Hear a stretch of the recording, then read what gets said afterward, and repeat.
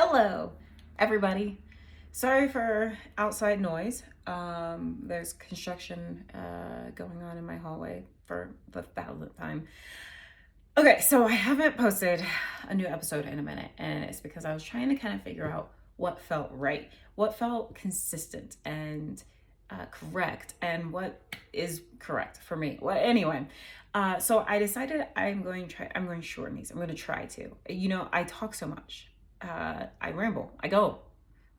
I would have to believe that I talk in my sleep because I just talk incessantly, which is an adorably annoying trait of mine. But I am going to try to shorten this stuff because I think that maybe a little bit more bite size is better than like the crazy long thing. Not like I've done a crazy long thing. Anyway, so I posted last week about the idea, the concept, the whole thing of saying things that we want, setting goals, investing our time and our money and all these things into things that we want to grow, become a better version of ourselves, X, Y, and Z, but we don't actually truly believe deep down inside that we can have these things. So perfect timing to do this because I'm actually moving this weekend. I'm so excited. I'm so ready. But the reason why this is good, because I'm packed, okay? It's happening in just a few days. My friends are coming to help me. I have movers like a grown person. I've put down a lot of money to make this occur. But it doesn't feel real, which is weird because I've been wanting to move for so long and I'm finally moving. And so you would think that I'm like, if there it is. I've already changed my address. I've already changed the home in my Google Maps. Like I'm there in my mind, but it does not feel real. And I realized I was thinking on this because I was like, that's crazy because it's obviously real and this is what I've wanted. I've wanted this and I found a place that is better and bigger and I'm excited for its location and it's cheaper. Everything, honestly, from start to finish of leaving here and then getting this place and finding it so smooth, so easy, perfect. So it's God-given. So why do I not feel like it's actually happening? I feel like I'm going just to an Airbnb next week, and then I'm going to be back. So I thought about it, and I realized that the fact is I have been in this place for almost 6 years. Maybe not almost. It'll be 6 years in May. Anyway, almost 6 years. I have done a lot in the time that I've been here. This apartment has become kind of just a part of the negative identity that I had created for myself over time of struggle and loneliness and pain and financial, lacking and scarcity and just all the scarcity. Oh, I will never be able to afford to leave here. This is good enough. Oh, I wish that I could leave because of this and that, whatever. But I just, where am I gonna go? Like, That's pretty much how I have felt anytime I think about leaving. So this place has added to the label I had placed on myself of scarcity and lacking. And the fact is that that's kind of been my life mantra. That I was never good enough for something, or I probably couldn't do this. I don't know if I have the ability to X, Y, and Z. This could just be how it is. Lonely guys always break up with me. Everything has always been a lacking, scarcity thing for me, even if I phrased it differently. But that's what it is. Maybe I don't have enough of this and that's why X happened. So as you know, If you have followed me for more than like a year, you know that I've done crazy amount of work. Or you may not know that. I don't actually know. And I'm now in a place where I recognize those labels and I have either, peeled them off or I'm peeling them off. We're always we're always work, right? But I realized that that's why I was having a hard time accepting that I'm leaving here. Because leaving here means that that's all of the stuff I have attributed to myself in this place, making this place a part of that, is now not true. And that can't be true, because if it's not true, then that makes the whole label kind of start to fall apart. So I wanted to talk to you guys about that, because I think that this is a rampant thing. I think it's obviously not just me, but I think it's really way more relevant than any of us realize. Because I think that we 100% always say things that we want because it sounds good to say it, because we do want it, because it's the next step. But there's kind of a reflector shield where, and in this case, we're going to put it around the heart, right? Around the heart, anyway. And when we say things that we want, oh, I want financial prosperity. We say it, and then it like dings, because our heart is like, well, that's not we've always struggled. So it's not that if I asked you and I said, do you believe that you do not deserve financial prosperity? You wouldn't say, oh yeah, no, I don't deserve it. You would just say like, absolutely. It's just, I've always struggled, but I'm really working. The fact is that the identity that we have, we don't always recognize that we have it. We don't always recognize that we have condemned ourselves or labeled ourselves as financially scarce, emotionally inaccessible, undeserving of love. But the things that we say, our actions, all those things will dictate that those are the labels that we have placed on ourselves. And so when we say that we want something, it doesn't mean that we actually believe that it's going to happen. I want to move. I easily found a place to go to, but even when I'm packing, it still doesn't feel like it's happening, because like, who am I to move up in my life? Who am I to improve my life? I'm Sarah, the one that is always slightly stagnant, the one that's always slightly not there. Sarah slightly is what I should, well, I'm not gonna call myself that because I don't believe in it. But that's kind of the label that I have placed on myself. And so even when things are happening, like tangible things that we can say, oh no, this actually is not true. Sarah is moving up in her life. She's bettering herself. She's doing stuff. I have physical evidence, but I'm still not able to completely receive it, because I am still working through those labels and this idea that I'm worthy and deserving and capable of all of these things. So while I have achieved that in different parts of my life, there are obviously still parts of my life that I'm working on. This is one of them. I want to give this another example. I just walked a client through this the other day.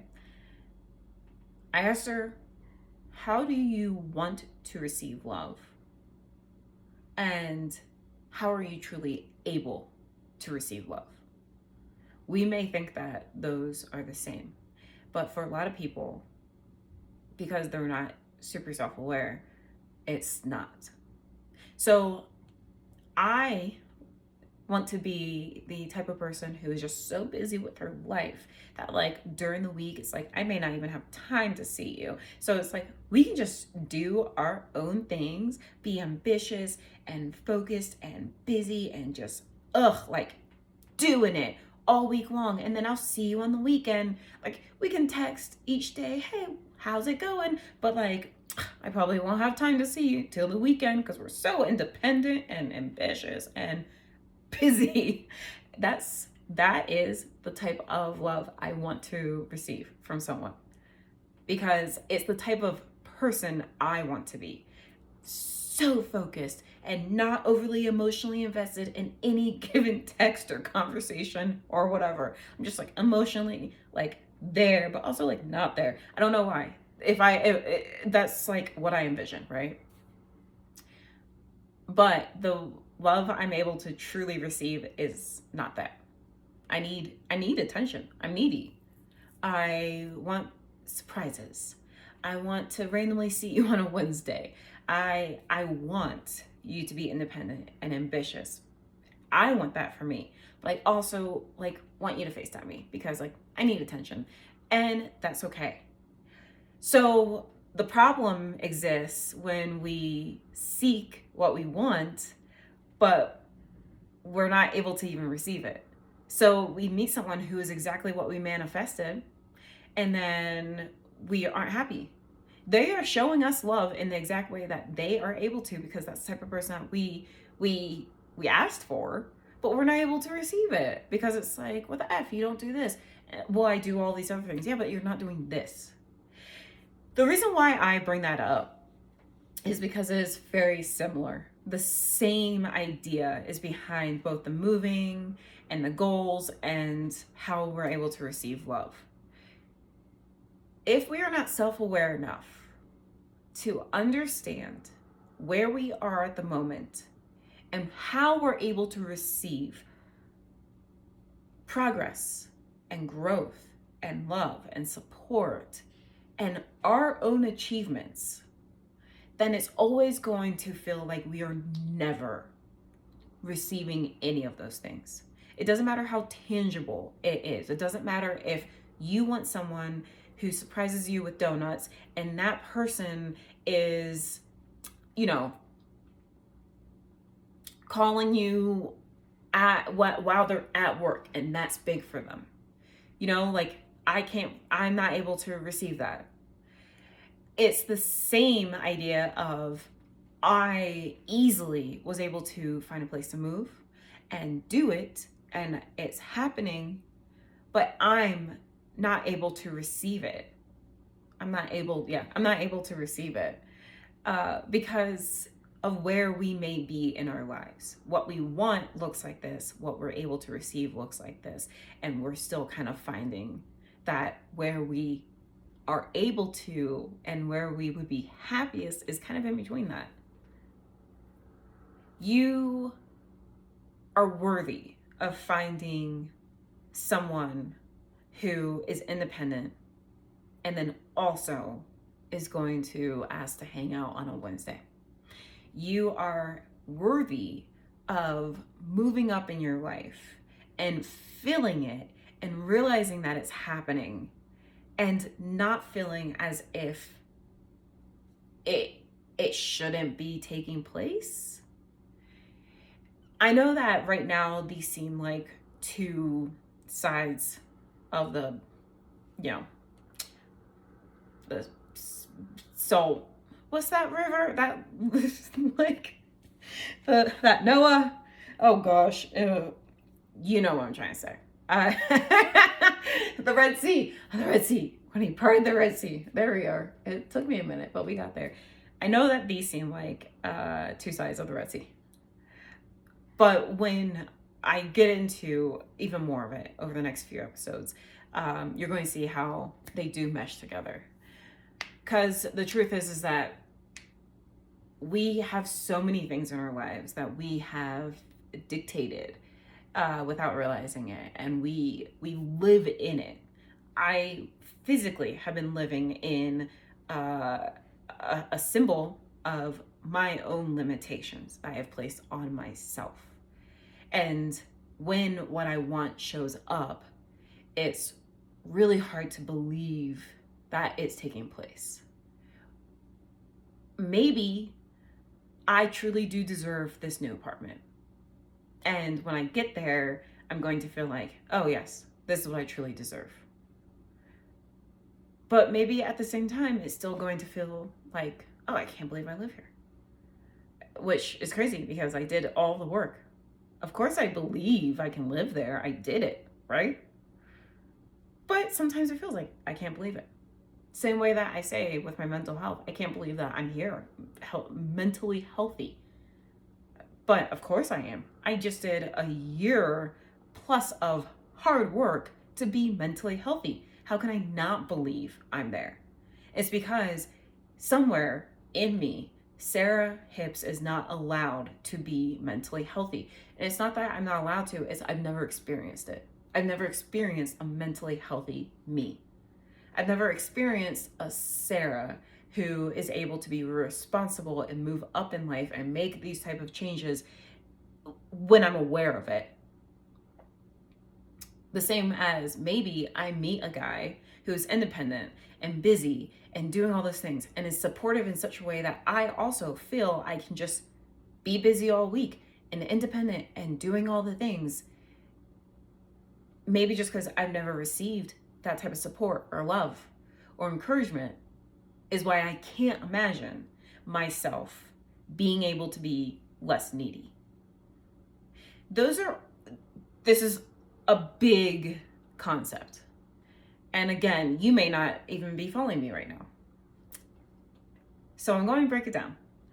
In the next, this episode and then the next two are going to be more in depth about it, because when I show up for my clients, it's really, really important that we have the first step of kind of like, what are you in denial about? You want to be happy. Do you believe that you can be? And I oftentimes, yeah, like I believe I can be happy. That doesn't sound like you believe it. The way that we say things that we believe sound very different. Perfect example is when I was playing sports, I knew I was going to get a scholarship for volleyball. I put in so much work. With my coaches, with my team, by myself. I would go out back and just pass the ball against the wall of my house for hours. I put in the work. But I put in the work because I just knew it was a part of the process. Oh, I want to get good. I want to be ready for the team. I want to be ready for this because I knew those things were going to happen. I knew I was going to play on a college team. So when I signed my letter, it didn't feel like this, I can't believe it. Of course I believe it. This has literally like been the plan. I never said that. And so when I say, or when other people say, yeah, I think I can be happy. I know I can be happy and I know I deserve it. That does not sound the same, because we aren't believing that it's an inevitable thing.